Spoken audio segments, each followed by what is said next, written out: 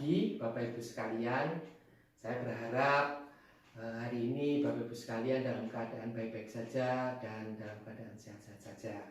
Sebelum kita memulai hari ini, marilah kita boleh bersama-sama memuji dan merenungkan akan kebenaran firman Tuhan.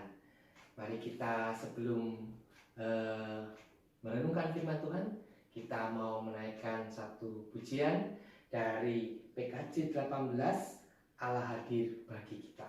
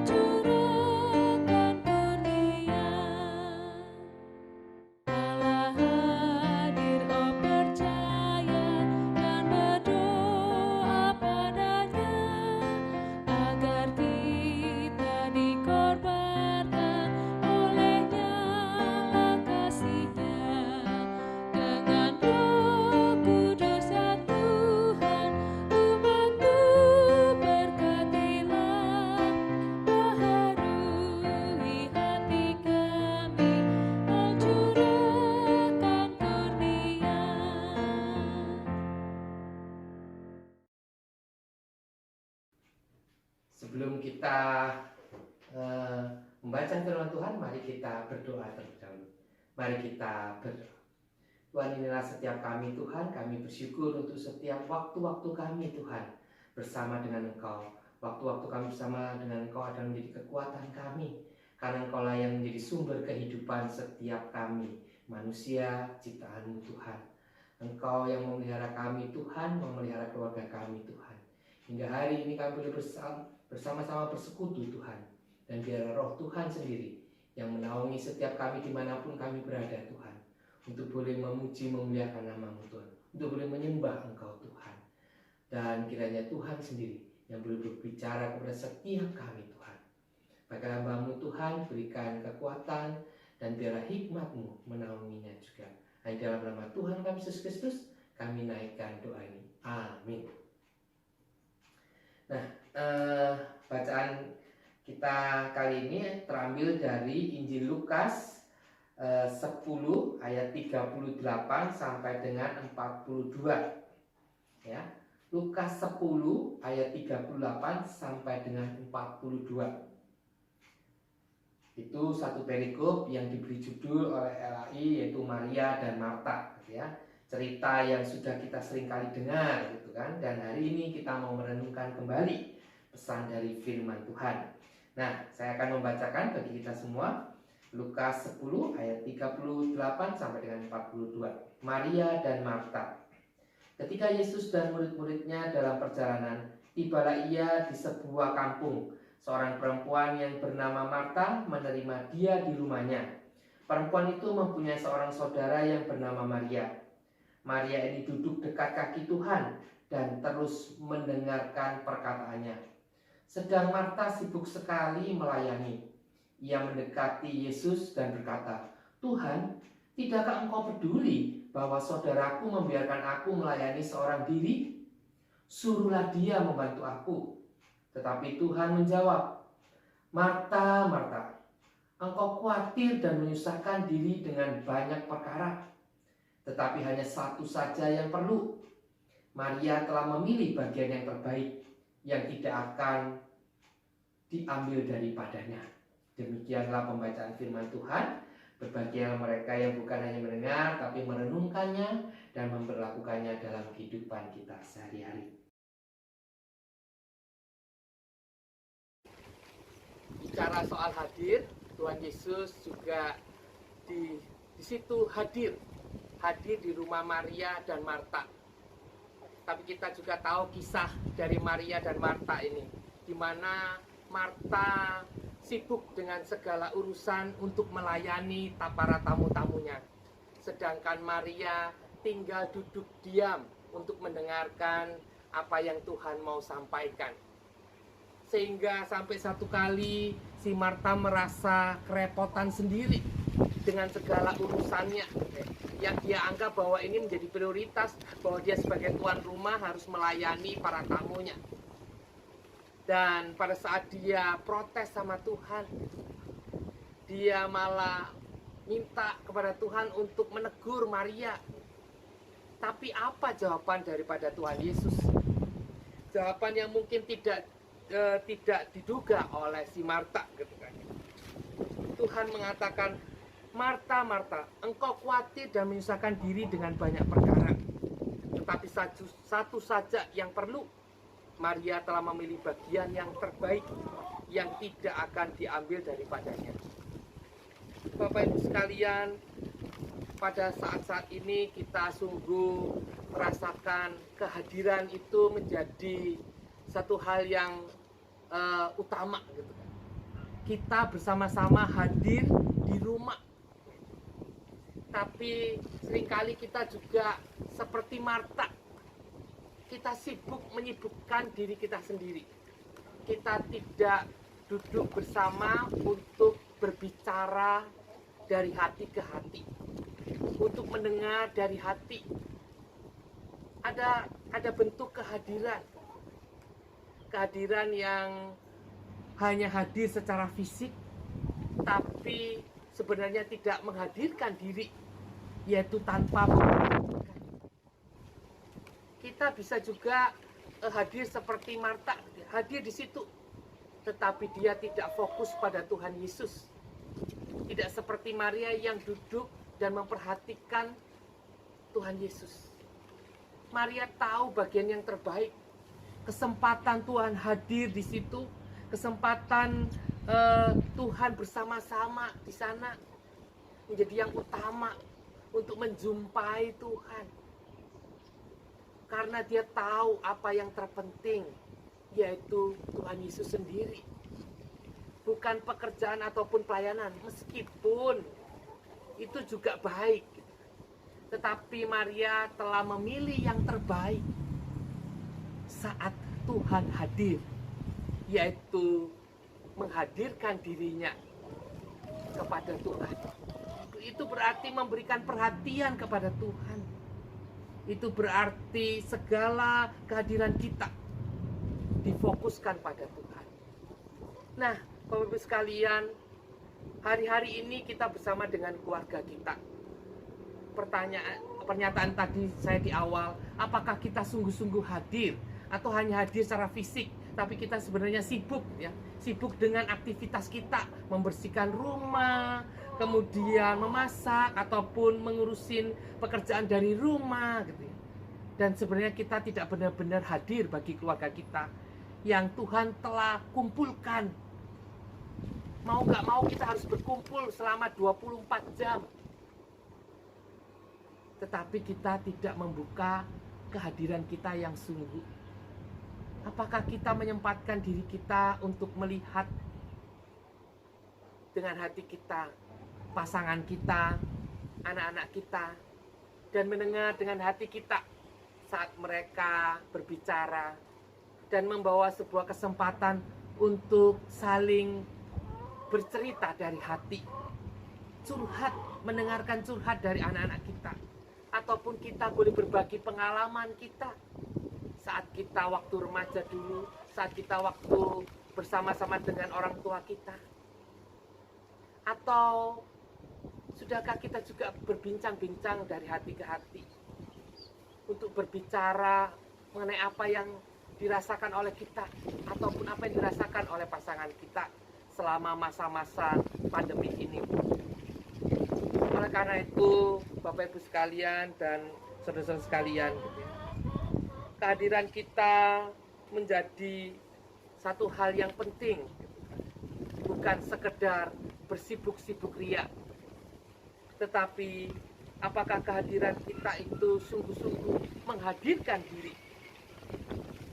Kalau kita mau menghadirkan diri, berarti itu ada inisiatif dari kita untuk mau berada dan memberi perhatian kepada seseorang atau sekelompok orang itu. Berarti ada tindakan yang kita lakukan secara sadar untuk kita memperhatikan keluarga kita, untuk kita mendengarkan keluarga kita, untuk kita juga bersama-sama dengan pasangan kita untuk lebih mendengar dari hati, tidak langsung menanggapi tetapi mencoba memahami satu dengan yang lain. Dan yang berikutnya, dihadirkan. Apakah kita juga merasakan dihadirkan oleh Tuhan di tengah-tengah keluarga Anda? Itu juga perlu kesadaran dari kita. Bukan hanya kita dihadirkan, tetapi apakah kita menyadari bahwa orang-orang di sekeliling kita dihadirkan Tuhan pada saat-saat ini, supaya kita boleh menjalin hubungan kita dengan mereka dengan baik. Karena Tuhan telah mempercayakan keluarga ini. Karena Tuhan telah mempersatukan kita dengan keluarga kita ini. Dan Tuhan ada di tengah-tengah kita melalui setiap anggota keluarga kita. Oleh karena itu, kita perlu proaktif untuk menyadari kehadiran orang-orang di sekitar kita yang telah Tuhan hadirkan bagi kita. Dan pada saat kita melihat kehadiran mereka, adakah kita merasakan ungkapan syukur bahwa saat-saat kemarin pada waktu semuanya sibuk, semuanya hanya bercakap sambil lalu karena kesibukan masing-masing. Anak ke sekolah, kita mau berangkat kerja, pasangan kita juga berangkat kerja, pulang larut malam, kita hanya menyapa ataupun hanya makan bersama sejenak, dan kemudian kita ke kamar masing-masing, memegang HP dan kemudian tertidur, dan esok pagi begitu lagi dan begitu lagi. Ataupun kita juga hanya menjumpai menantu ataupun juga anak kita sebentar karena mereka harus segera berangkat kerja, dan kita bersibuk-sibuk dengan segala urusan di rumah, sehingga kita tidak benar-benar memiliki waktu untuk menghadirkan diri seperti Maria menghadirkan diri di hadapan Tuhan. Tuhan rindu sebenarnya akan kehadiran si Marta, bukan soal makanan yang dia hidangkan, bukan pelayanan yang dia berikan, tetapi kehadiran diri Marta lah yang Tuhan harapkan. Dan pada saat-saat ini, maka Tuhan juga merindukan dan memanggil kita untuk kita berusaha bisa hadir di tengah-tengah keluarga kita. Sudah ada di dalam satu ruangan, satu rumah. Tidakkah kita mencoba untuk memakai kesempatan ini untuk sungguh-sungguh hadir bagi anak-anak kita, bagi pasangan kita, bagi orang tua kita.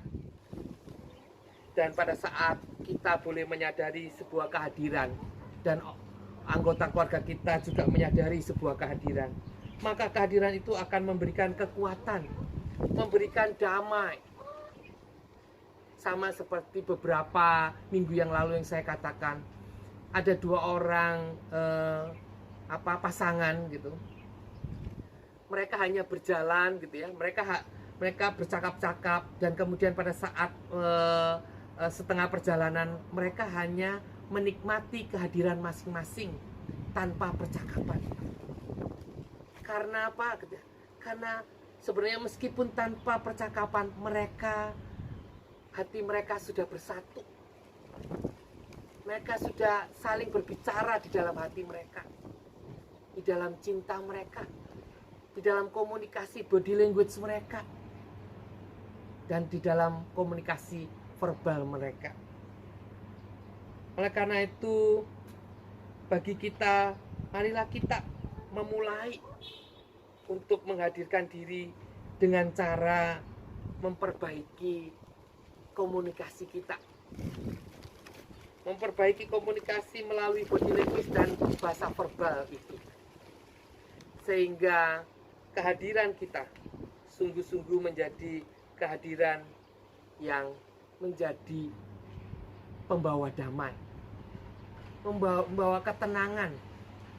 Meskipun kita nggak tahu sampai kapan masa pandemik ini berakhir, tetapi saat kita menghadapinya dan kita tahu bahwa pasangan kita, keluarga kita, orang tua kita bersama dengan kita untuk menjalaninya dan melewatinya, maka akan ada ketenangan di sini. Tuhan menempatkan orang-orang sekeliling kita dan menempatkan kita di tengah-tengah mereka untuk memberikan kekuatan, untuk menghadirkan Kristus yang sungguh-sungguh mau hadir di tengah-tengah keluarga kita. Oleh karena itu, Bapak Ibu sekalian, marilah kita memulai memakai kesempatan-kesempatan bersama kita di dalam rumah untuk hadir melalui komunikasi verbal kita maupun melalui body language kita. Sehingga di satu momen Anda cukup duduk bersama-sama dengan keluarga Anda dan tersenyum bersama-sama, tertawa bersama-sama, menikmati kehadiran setiap anggota keluarga. Itulah anugerah dan berkat Tuhan. Saat kita tahu yang mana yang paling prioritas, saat kita tahu yang mana yang terpenting, yang telah Tuhan berikan, yang telah Tuhan karuniakan kepada kita di tengah-tengah masa pandemi. Oleh karena itu, Bapak Ibu sekalian, marilah kita belajar membawa damai itu dalam hati kita dan dalam hati keluarga kita pada masa-masa ini di tengah-tengah keluarga kita. Dengan apa? Dengan menghadirkan diri kita. Dan selamat hadir di tengah-tengah keluarga. Tuhan memberkati kita semua. Amin. Sebelum kita menaikkan doa syafaat kita, mari kita menaikkan satu pujian dari PKJ 267, Damai di Dunia.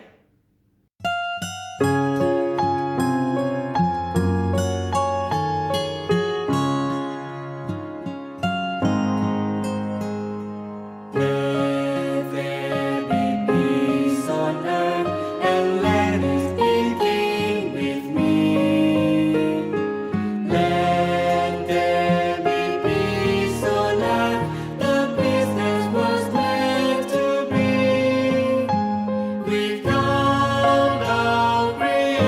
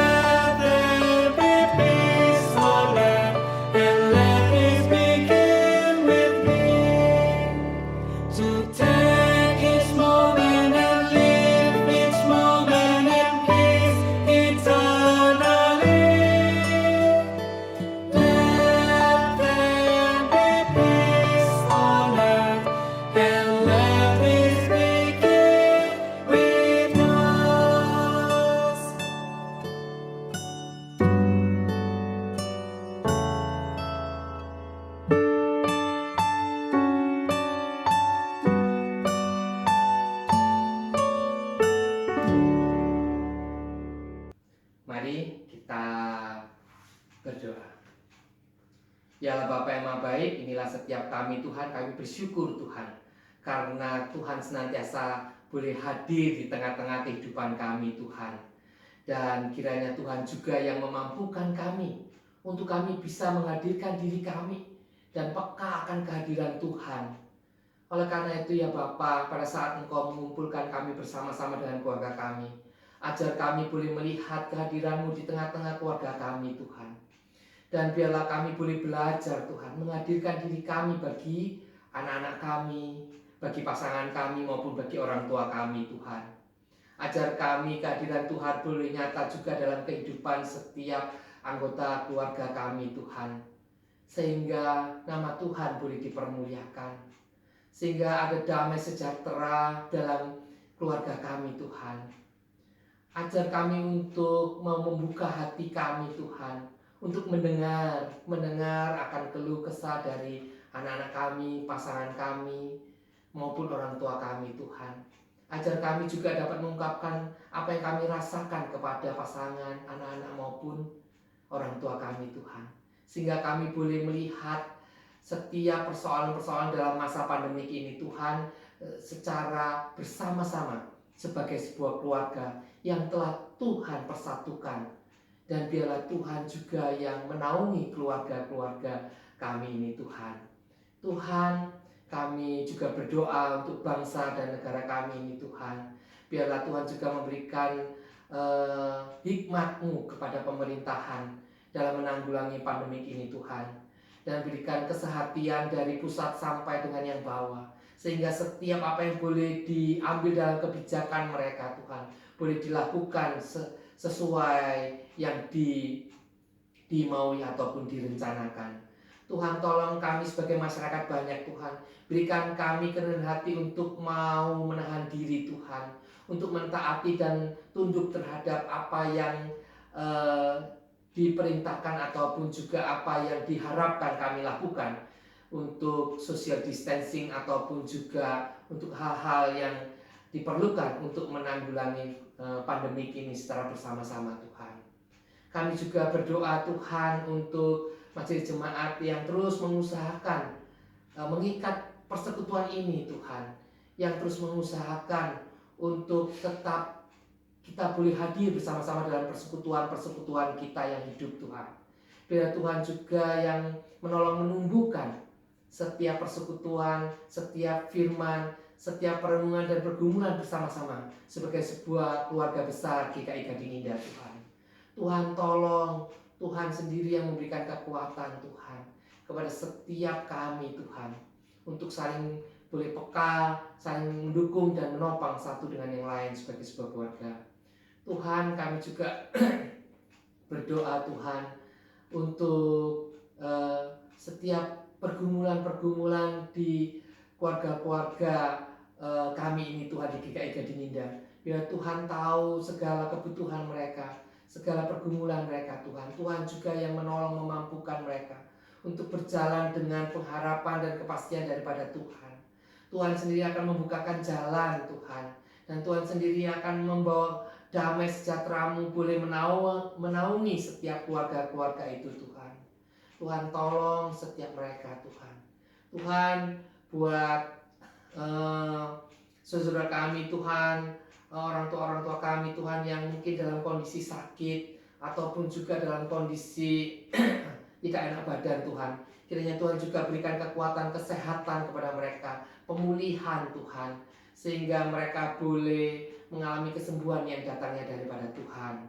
Tuhan, kami juga berdoa untuk setiap rekan-rekan, teman-teman yang mungkin berulang tahun dalam masa pandemi ini.